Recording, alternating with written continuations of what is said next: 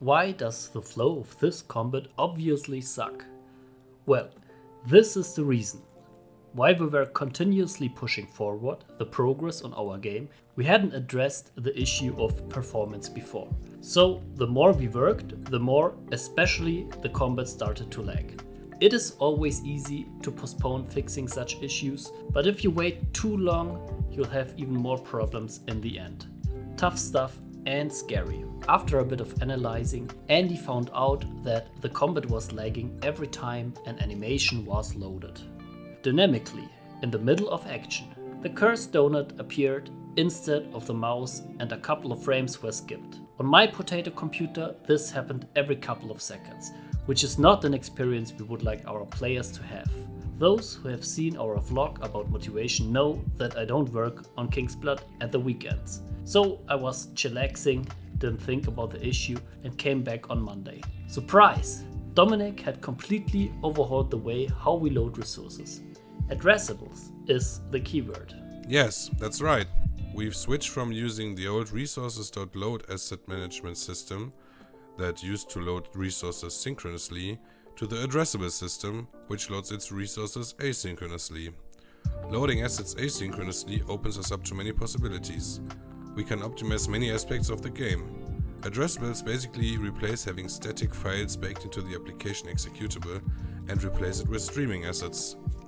This allows us to seamlessly stream resources from different sources, be it, for example, the hard disk or maybe a web server. It also opens up support for parallel loading on multiple threads, so we have the added bonus of supporting multi-threading now.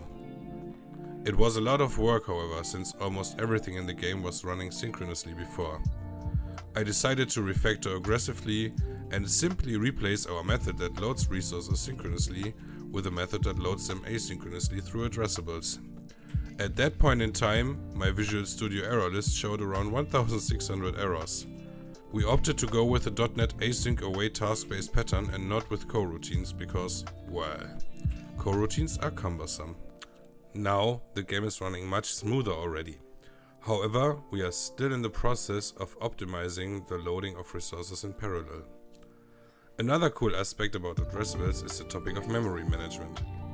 Addressables, with minor changes from the developers, manage their memory mostly on their own. Loading and unloading of assets happens in the background based on different asset bundles. So we also get the benefit of a smaller memory footprint. Now for the worst part. We had to manually convert all of our files from simple assets to addressable assets. A really tiresome task. And guess who did the stupid work? Me.